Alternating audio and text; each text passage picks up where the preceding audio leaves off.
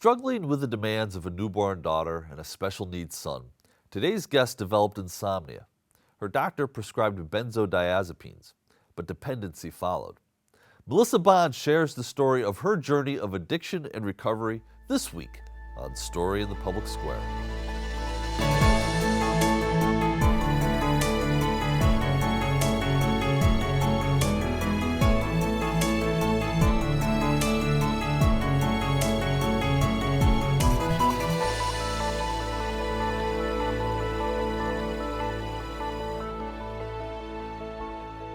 Hello and welcome to Story in the Public Square, where storytelling meets public affairs. I'm Jim Ludis from the Pell Center at Salve Regina University.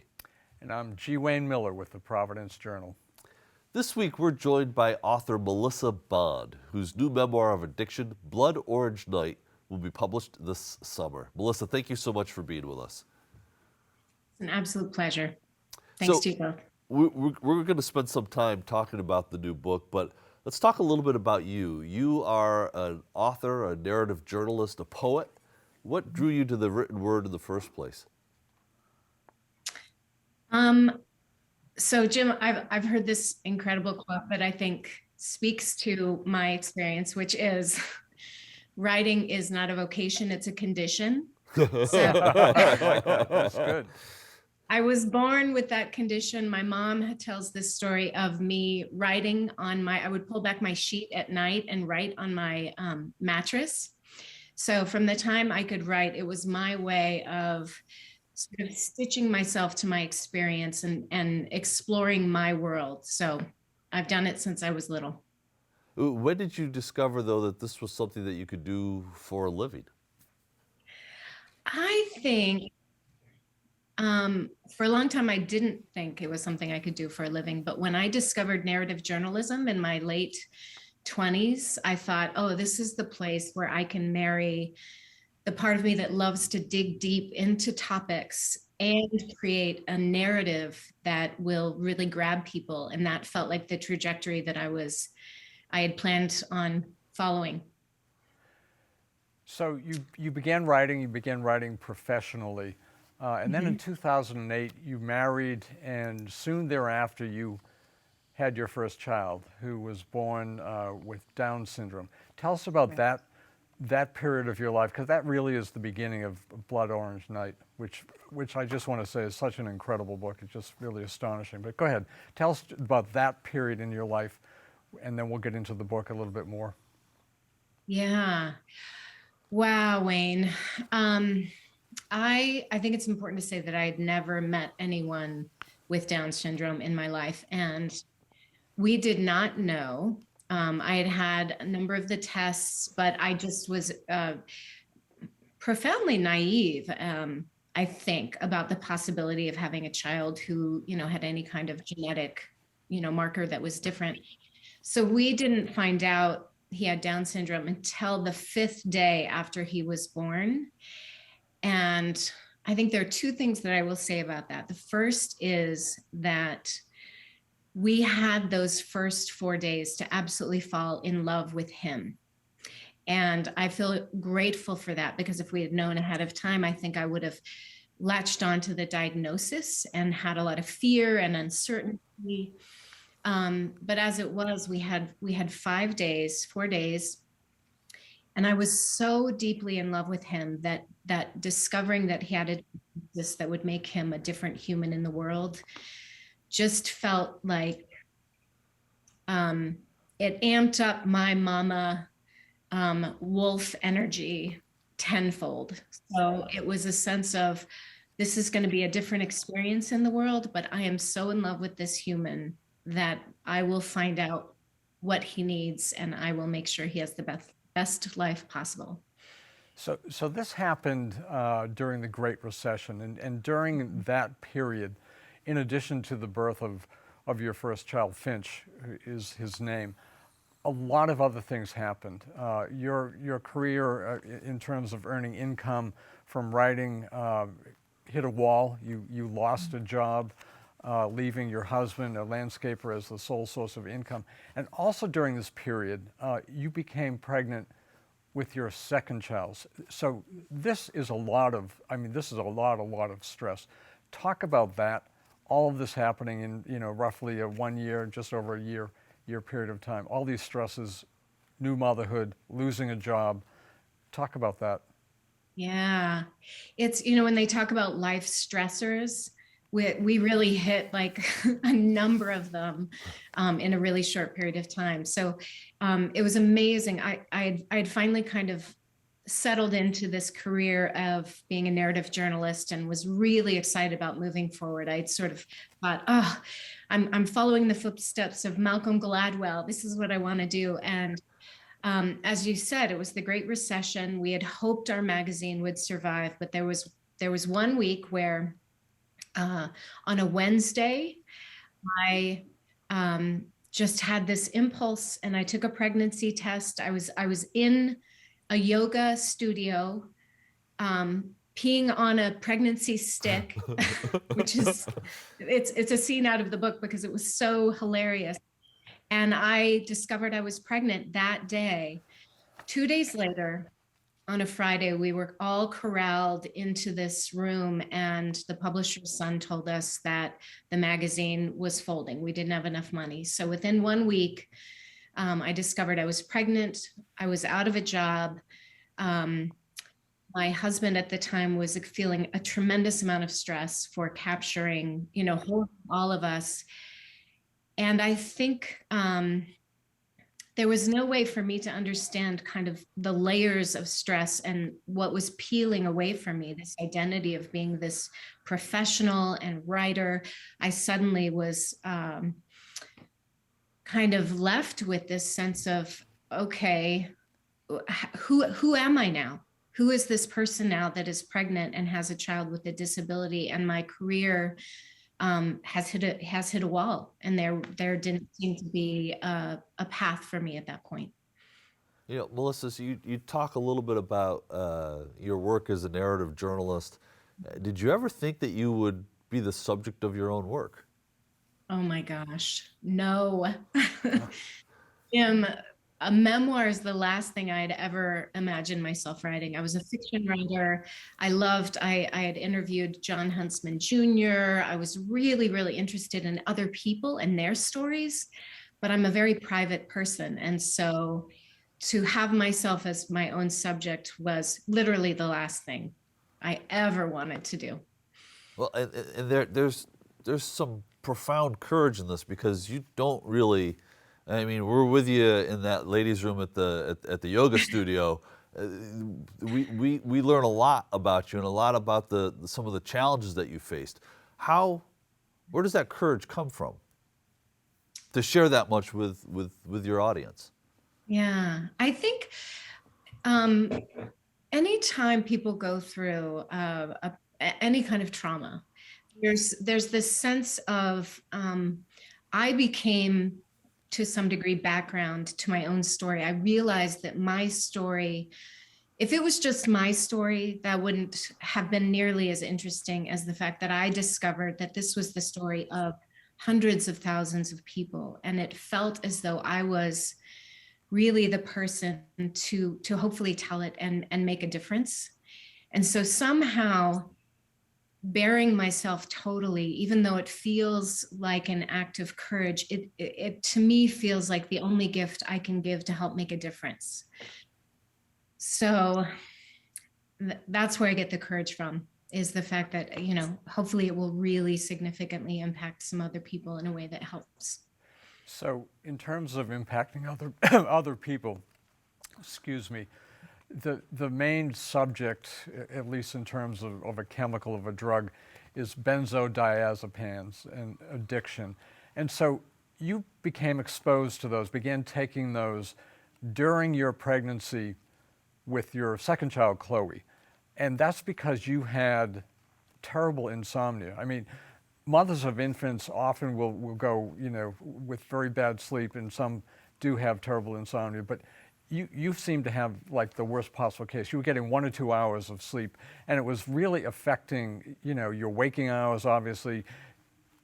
Talk about that and what led you to get to become addicted.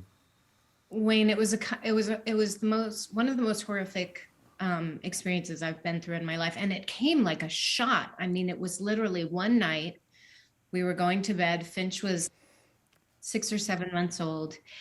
And I felt as though I had taken an adrenaline shot to the heart. I sort of, gasped and sat up in bed, and I felt my body flooded with this adrenaline. And, pregnancy is a bizarre experience to go through it, and amazing, but your body does all kinds of things. And I was up the entire night, and I remember thinking, this doesn't make sense. This is not what the body is meant to do. And you're right, it was night after night of getting 1 to 2 hours of sleep a night. I did research on what CIA interrogation, enhanced interrogation techniques are, and they qualify 48 hours without sleep as being an enhanced interrogation technique. And I did this it was probably 1.5 years before we were finally able to kind of get it under control. So there's a sense of the body almost coming apart. My cognitive abilities were significantly impacted. There was one day where I remember leaving Finch in his little, he had this little chair that I would put him in with little dangling hippos, and I couldn't remember where I had put him. And I had just put him on the bed, but that sense of any kind of being able to track what I'm doing as a mother or as a human, it was terrifying. And hallucinations, I mean, and with pregnancy, all the doctors that I went to, they said, there's nothing we can do, you're pregnant. So do some art. They were really at a loss, which was equally terrifying. So during this period, you began a search to find a way to sleep. You went to a therapist, you went to a shaman, you went to a sleep clinic doctor and other people. And eventually you are prescribed Ambien, which is a benzo, and a Benadryl booster. And that does give you sleep for a little while. When you were prescribed those, was there any discussion from the prescriber of the risks of addiction and the type of horrifying addiction that is, which is different than opioid addiction? And we'll get into that later in the show. It's an important distinction. But were you warned that this could be completely disastrous? Might give you a little sleep for a little while, but the end result is going to be horrific. Yeah, not once. Absolutely not once. And, I remember very specifically that, it was a very well-intentioned nurse midwife that prescribed the Ambien, which is a Z drug. They call it a Z drug. I know that it's very similar to benzodiazepines, but it locks into the GABA receptors at a slightly different position, but very similar. And there was not only no discussion about addiction potential, but there wasn't, I think, an awareness of the nurse midwife that these should not be taken long-term. And this is unfortunately very, very typical to this day. There's not an awareness of what the medical literature says as opposed to what our common prescribing habits are. So I was under the impression, I was given this prescription, I had thought it was safe. Did it work for a time? Did you get some relief from the initial prescription? Jim, the first night, I slept for about 7 hours, and then the efficacy waned pretty radically. So I think within a couple of months, I was getting again maybe 3 to 4 hours sleep a night. Yeah.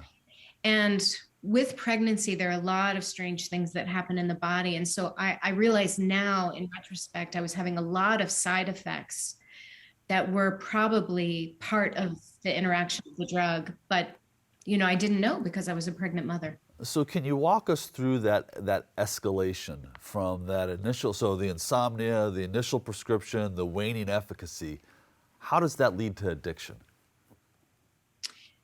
Well, I want to make a really quick distinction here right now. So when we talk about addiction culturally, there's a sense that people are using whatever kind of drug to get a high or to escape their life. And it's tricky because culturally there's a lot of shame around that. Stigma.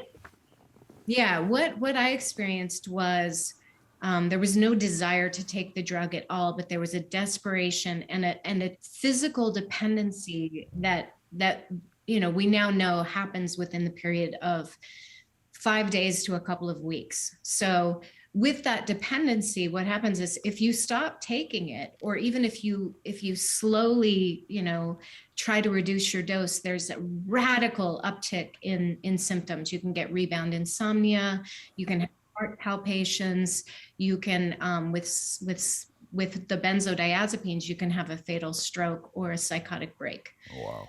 None of which did I know at the time. So Ativan and Xanax get added to the mix here. Yeah. And you've agreed to read a passage from the book, which is where the title of the book comes from. And I'm wondering if you can read that for us now. This is like so many passages in the book, so powerful. Yeah, thank you. So I'm going to show the book just because my heart sings with what the Simon Schuster has done with the cover. It's beautiful.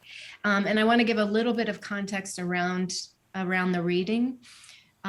This is a period in which I've realized that the Ativan is causing tremendous withdrawal symptoms to the degree that I'm barely able to function. And so this is the night that I have cut my dose. I've realized that I've got to get off these drugs. They're turning me into a disabled human being. So I cut just a tiny bit off of the pill. And I wake up in the middle of the night to my daughter crying. And I've run down to her room to try to pick up her little bread loaf body out of the crib because she's still nursing. And I have what we later find out is a stroke. So this is from the book. The roar rises and fades. Heat runs like a fierce howling wind up my back. I don't know where my body ends or begins. Colors explode in my vision, raging like a wildfire through my head. The blood orange night turns red and screams through my eyes. The room tilts around me. Consciousness shuts again. Velveteen black, silence. Time stretches and disappears. A dark figure hovers at the doorway watching me. I can feel the dark like a cold fabric wafting.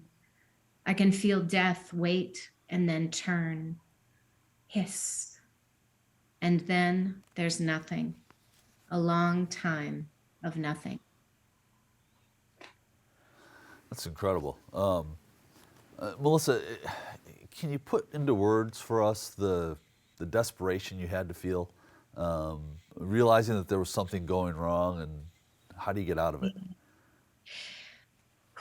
Boy, I've tried to I've tried to communicate this to people, and I think the best way I've landed on it is if you have a medical diagnosis, let's say you're diagnosed with MS or a brain tumor or cancer, there's something you can point to. You say, there, we see what's happening, what's causing all of these things, and we know what we can do to treat it. And you have a community that kind of comes around you and can support you and bring casseroles.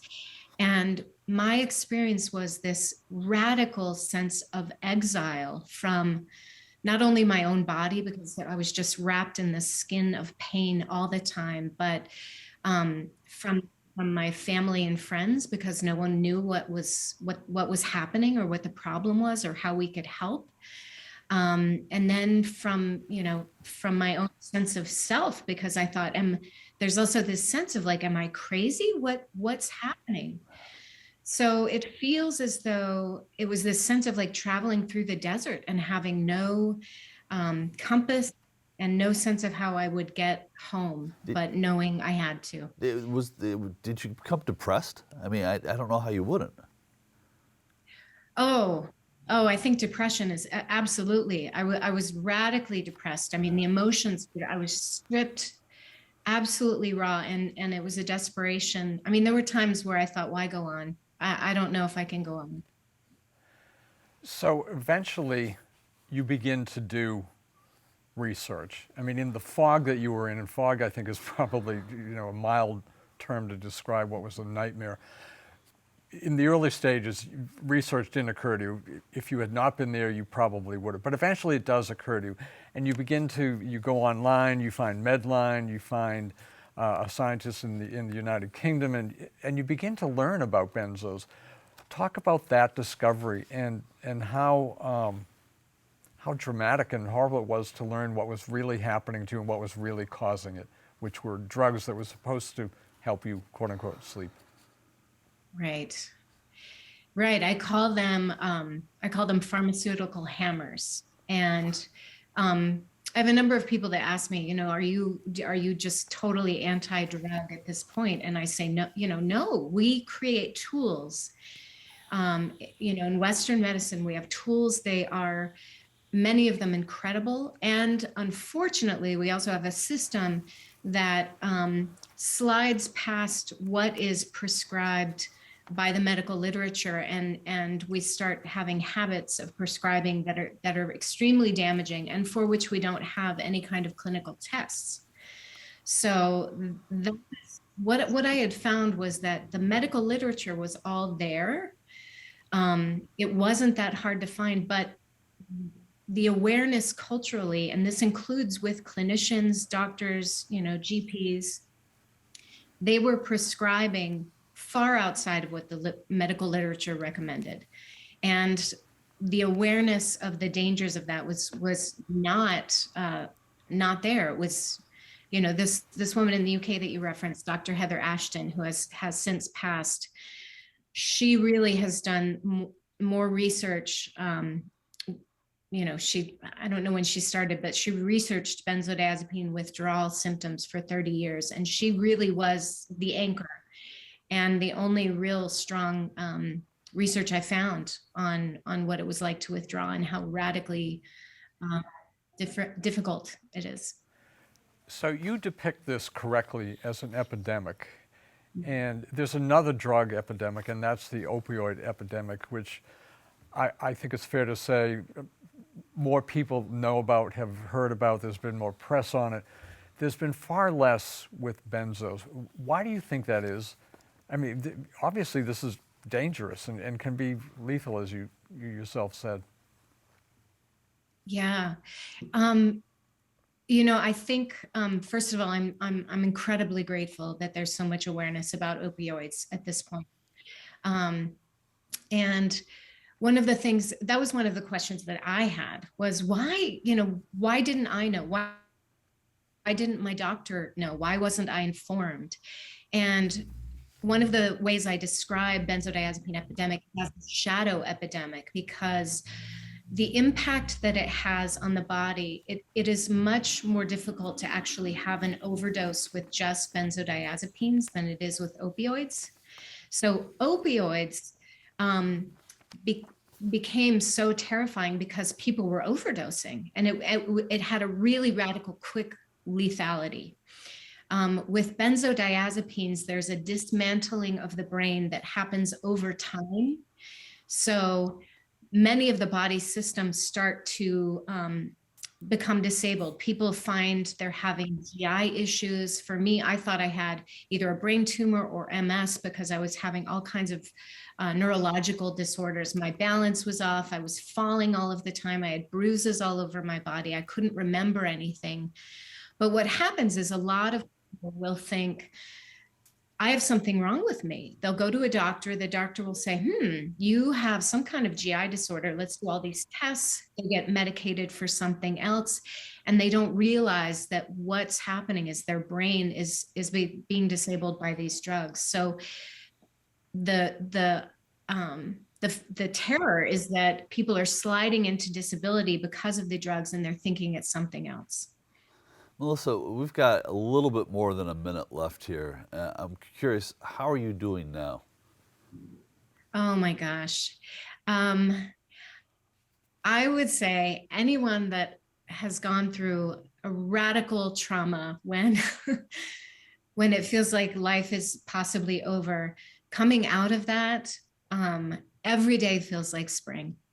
I adore being a mother, I adore being an author, I adore the opportunity to help other people, and my body for the most part is healed. I still have, I think I will always have a more sensitive and a nuanced system that I have to be cautious with, but I feel like one of the lucky ones. I have recovered, and every day is like spring.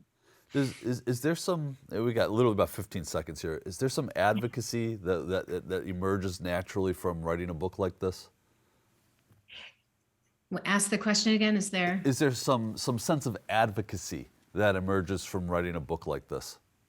Oh, absolutely. I mean, I feel a sense of if I can help one person or many people have an awareness so they don't go through this kind of suffering, it makes it worth it.